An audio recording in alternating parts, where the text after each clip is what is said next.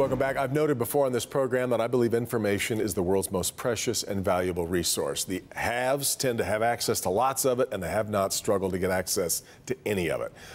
Many Detroit residents live on the wrong side of the digital divide. The city is working to change it with the addition of a director of digital inclusion, just announced last week, and he is Joshua Edmonds, and he's with me now this morning. Joshua, good to have you on Flashpoint, and welcome to Detroit. Thank you. You've been here a little while now, though, enough time to start to get the lay of the land, but I imagine there's certain similarities in a lot of big cities in America that trying to overcome this ability to get digital technology and information technology in the hands of people who don't have it.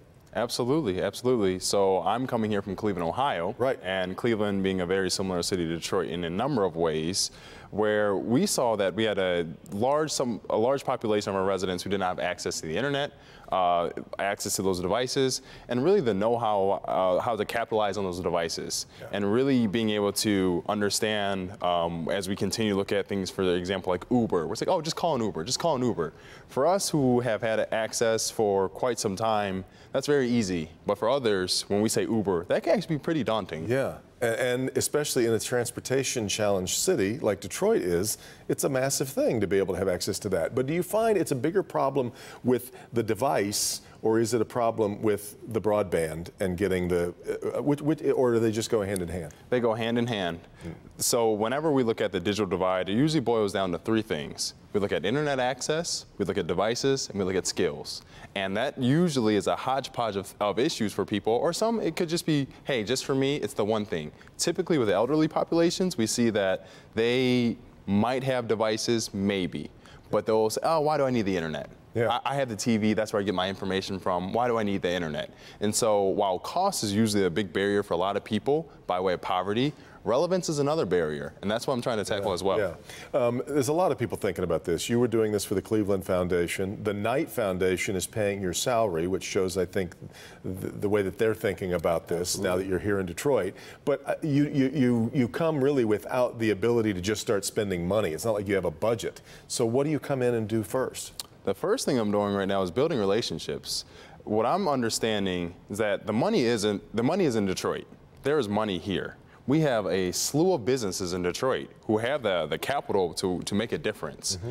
My thing right now, and it's very interesting to come from the foundation where we had so much money, and now, to your point, not to have any, what do you do? Well, again, it's building relationships, it's looking at our public-private partnerships and opportunities to really educate people on this digital divide and ways that they can get involved. So that's what I was going to ask. When you approach people and start talking about the digital divide, do you get a sense that people grasp how enormous this is and what I was talking about earlier about the access to information? No. I fundamentally believe that we need to do a lot more with educating those who are already connected of this divide. Yeah. I think that there's a lot of things that we miss. We're not always thinking about some of the residents who are hardest hit by some of the decisions and how technology is changing our world. That's why, in coming here and having a mayor like Mayor Duggan who prioritizes the residents and making sure that this renaissance that everyone keeps talking about for Detroit, that we're actually able to streamline information into the neighborhoods. And the best way to do that is with technology at this point.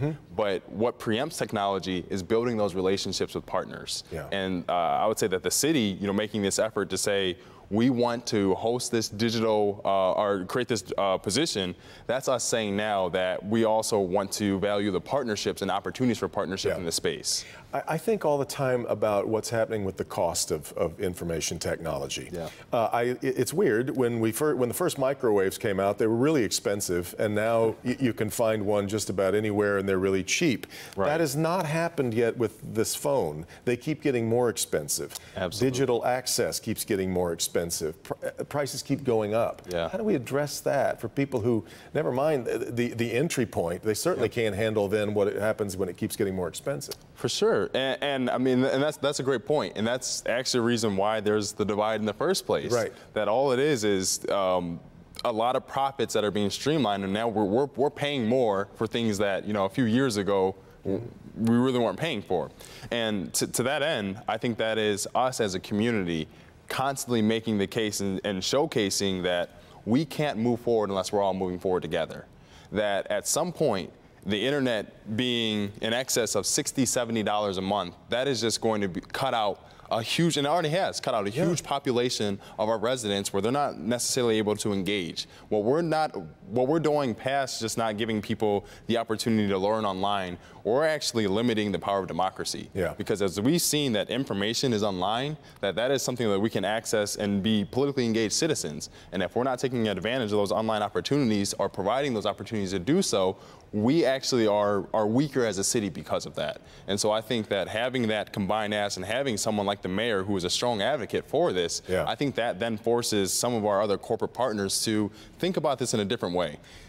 Well, and the implications for education in the schools, of course, it's enormous. I'm so glad you're here, and I hope this is the first of many conversations we'll have you about it. Thanks very much for coming in, Joshua. Absolutely. Thank you. Detroit. We come back, we'll start talking about the 20th anniversary of the program you're watching right now. This is Flashpoint on Local 4.